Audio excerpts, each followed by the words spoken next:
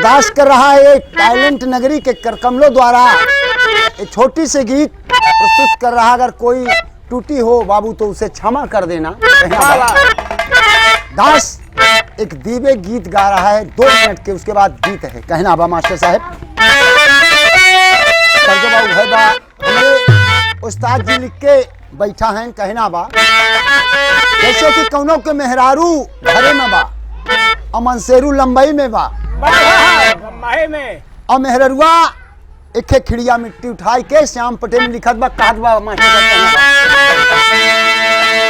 हाय हाय हरे दिन दिन दिना हो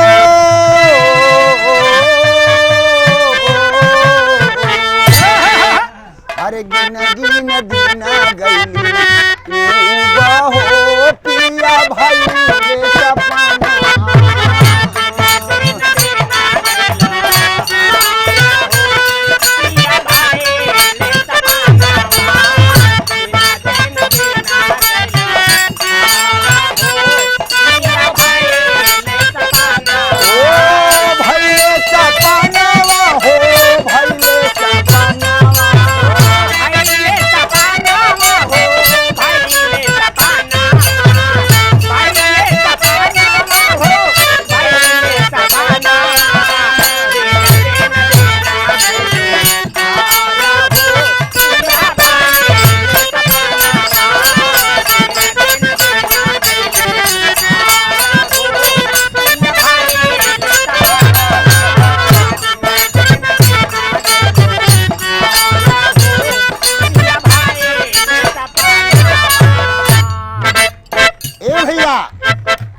मास्टर साहब हमसे ऐसे मतलब नहीं है।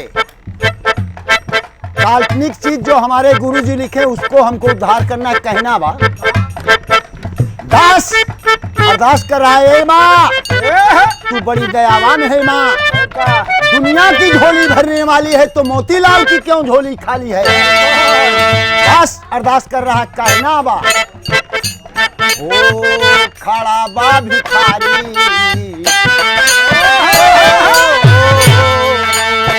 खड़ा बा भिखारी तेरे द्वार हो माई दैदा दर्शना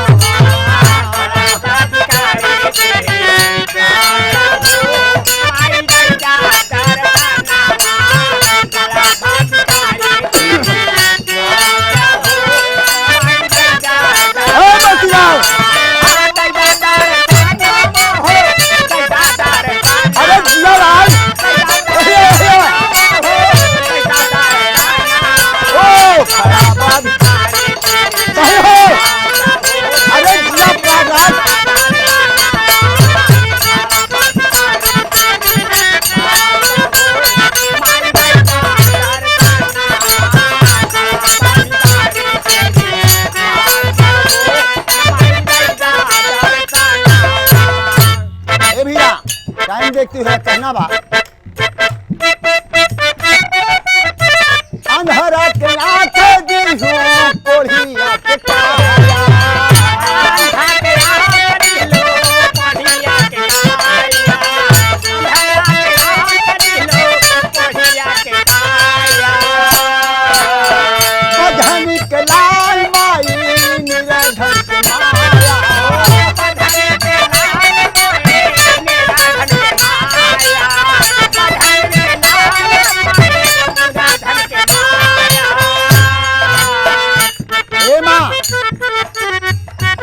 सबको दिया है। ये सवाली क्या मांग रहा है। ओ भर दे तू झोलिया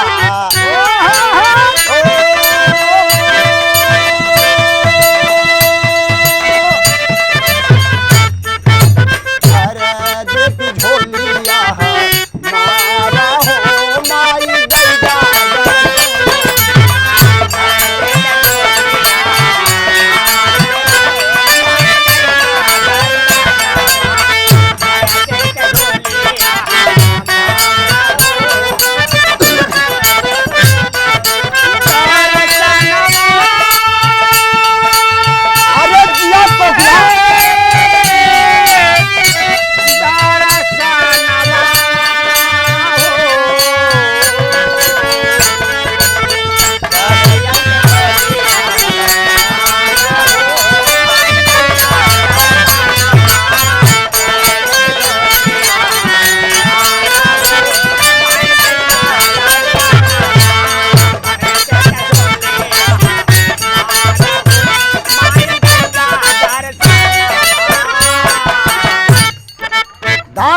दूसरी लाइन में कह रहा है बाबू, ओ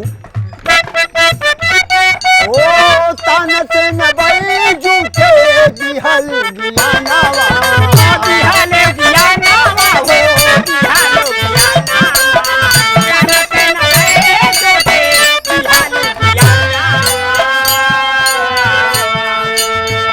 ए भैया दास कह रहा है, तान से न बैजू के ओ दिहल गियानावा,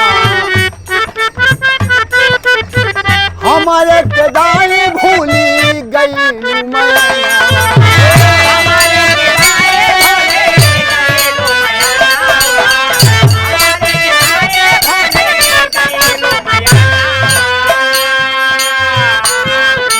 कहना बा ओ हारे उदले के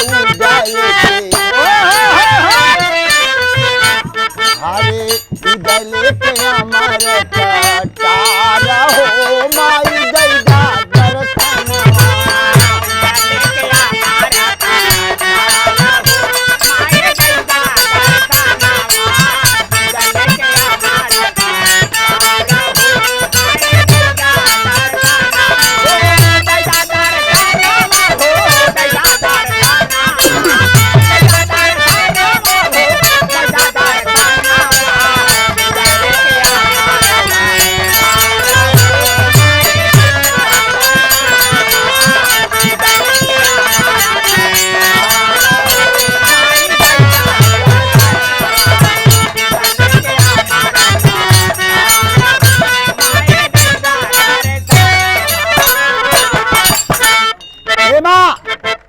इसके सिवा मेरे पास कुछ भी नहीं है।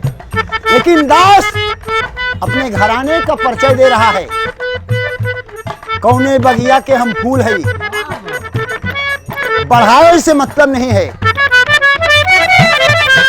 स्वामी राम ही तय कोमल स्वर्ग के बसैया, जगत देव वासुदेवा नैया के केवलिया,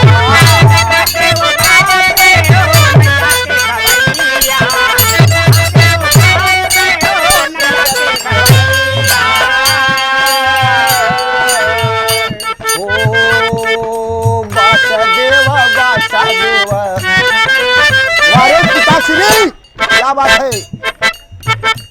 अरे वासुदेव माधव गुरु, वासुदेव गुरु मारा हो माई दैदा